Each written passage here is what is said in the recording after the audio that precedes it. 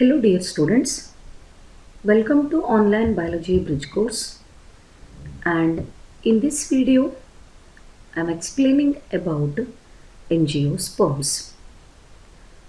The plant kingdom consists of different plant groups such as algae, bryophytes, pteridophytes, gymnosperms and angiosperms. So in the previous videos discussed about the characters of bryophytes, which are amphibians of the plant kingdom, and characters of the pteridophytes, which are called vascular cryptogams. Then in the yesterday's video about the general characters of, in brief, gymnosperms. The gymnosperms are commonly known as the naked seeded plants. So the very superior group of the entire plant kingdom are nothing but angiosperms. Let us have a look on the very important characters of angiosperms and what are the two groups of angiosperms.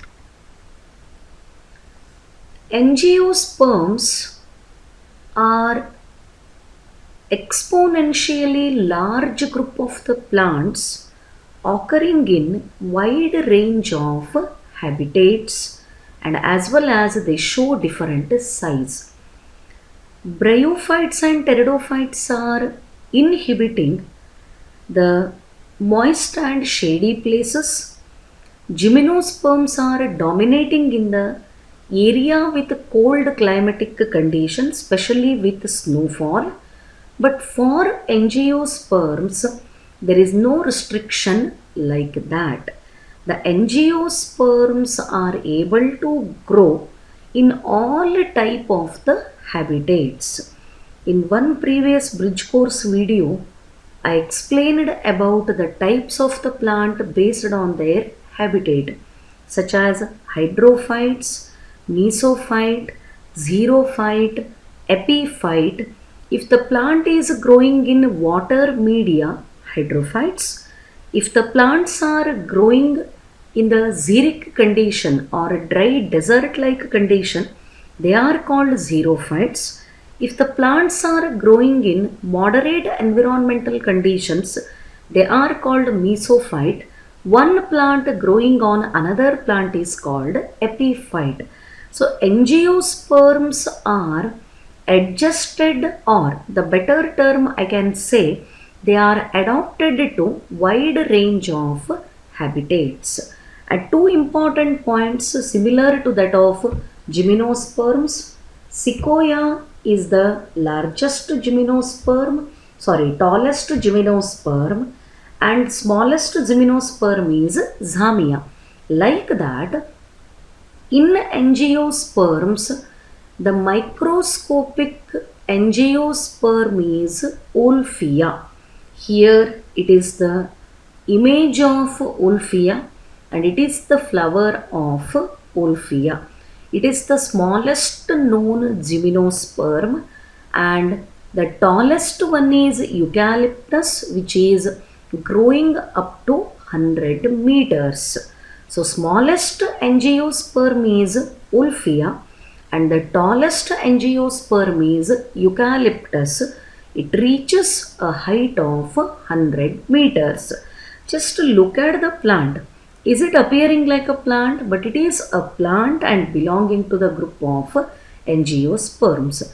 The example for smallest angiosperm is Wolffia. Remember this one. And the tallest angiosperm is Eucalyptus. What is the height of Eucalyptus? It reaches more than 100 meters. And another interesting fact about the Wolffia is it also produces the world's smallest fruit called utricle. The two smallest fruit, the smallest flower is of Wolffia, the smallest plant is Wolffia, and the smallest fruit is utricle. All the three smallest criteria or credit goes to the Wolffia, which is the smallest angiosperm, which is the angiosperm producing the smallest flower as well as the smallest fruit. The fruit of the Wolffia is called utricle. Then moving to the largest one, eucalyptus is the largest or tallest angiosperm. It is the world's tallest tree and tallest flowering plant. Eucalyptus is the tallest angiosperm. Then what are the specific characters of angiosperms in comparison with remaining groups of the plant kingdom? With bryophytes, a brief comparison with pteridophytes and gymnosperms. Among all the members of plant kingdom, angiosperms are alone known as flowering plants because flower is the unique structure started producing or growing or formed for the first time in the angiosperms. Therefore, angiosperms are alone known as flowering plants. So, 4 common names you need to remember for the study of plant kingdom: bryophytes, amphibians of the plant kingdom; pteridophytes, vascular cryptogams; gymnosperms, naked seeded plants; angiosperms, flowering plants. Apart from that, they are also known as higher plants as they show more superior characters other than remaining members of the plant kingdom. Angiosperms are known as flowering plants which bear flowers and produce the fruit enclosing seeds. This is the reason in angiosperms seeds are covered by the fruit or they are growing inside the fruit. Therefore, angiosperms are referred as closed seeded plants. In comparison with the gymnosperms, what is the common name for gymnosperms? Gymnosperms are called naked seeded plants. About gymnosperms, I explained it in the yesterday's video. The gymnosperms are naked seeded plants. Here, seeds are not present in the fruit. Seeds are not covered or present in the fruit. Therefore, they are called the naked seeded plants. But what is the condition in case of angiosperms? In angiosperms, the fruit encloses the seeds. That means seeds are present inside the fruit. Therefore, the angiosperms are closed seeded plants. In comparison with the gymnosperm, the another name for the angiosperm is closed seeded plants. This is another name of angiosperms. Then they are most recently and highly evolved plants. Again, in comparison with gymnosperms, the recently evolved plants or recently developed plants are nothing but angiosperms. Gymnosperms are more older or ancient than that of the angiosperms. Remember, in the entire plant group or in the entire plant kingdom, recently evolved plants are nothing but angiosperms. Then one more important character, the plant body is differentiated into underground root system and aerial shoot system. Shoot system is nothing but the stem system. Another word used to define the shoot system is nothing but stem system. Root system and stem system are very clearly developing or developed in case of angiosperms. But what about the bryophytes? In bryophytes, the root, stem and leaves are completely absent. Therefore, the plant body of bryophytes is called thallus, which does not contain the root, stem and leaves. All these structures are absent in the bryophytes, but in angiosperms, these structures are clearly formed. The root system is underground part, it is growing below the soil, and shoot system is aerial part. Meaning of aerial is it is growing above the soil surface. Below the soil surface, underground part, above the soil surface, the term used to define is aerial. So well developed root system and stem systems are observed in the angiosperms. Then moving to next one. Here is a small plantlet which is produced from a germinating seed. This lower portion represents the root system and this upper portion represents shoot system. What are the different parts of shoot system? What are the different structures representing the shoot system or stem system? The shoot system consists of parts like, let me mark here.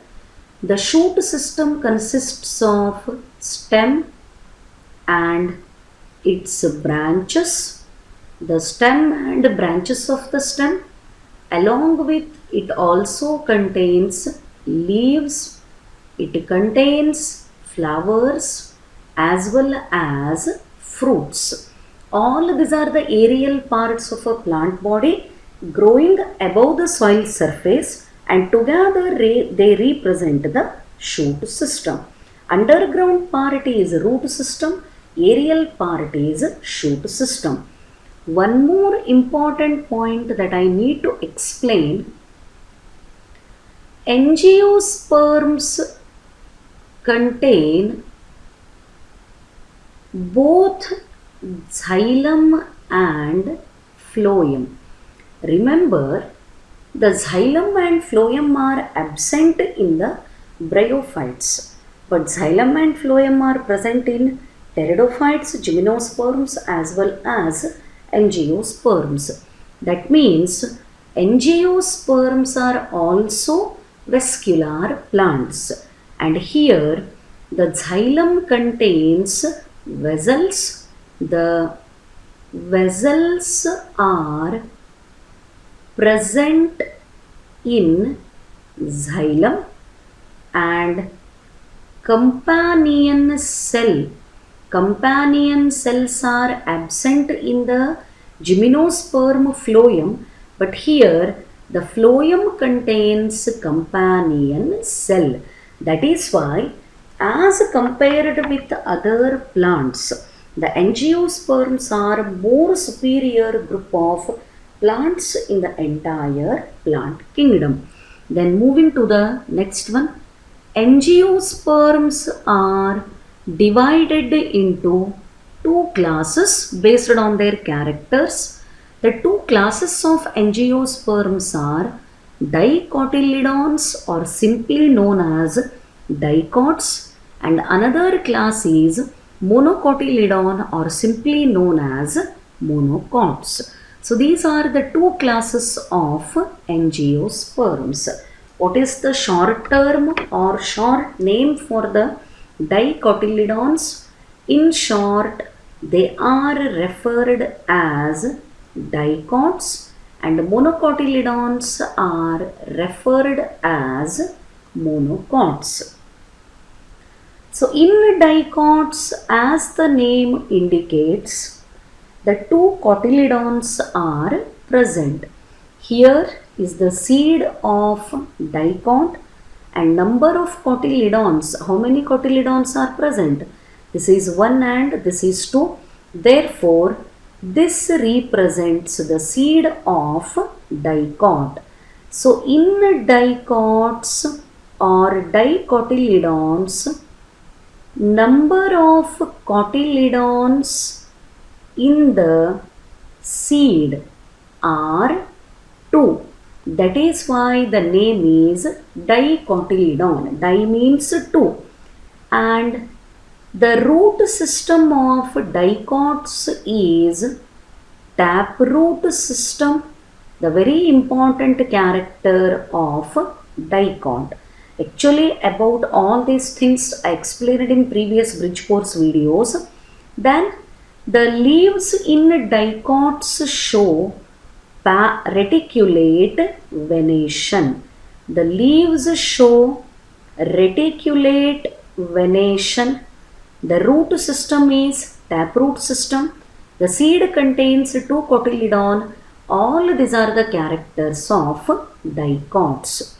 So opposite to that of in monocots, the seed contains only 1 cotyledon.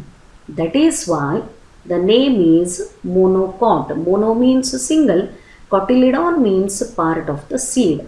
Only 1 cotyledon is present, and that largest cotyledon of monocot is called scutellum. If possible, try to remember this term. The single large cotyledon of monocot is called scutellum, and type of the root system present in monocots is fibrous root system.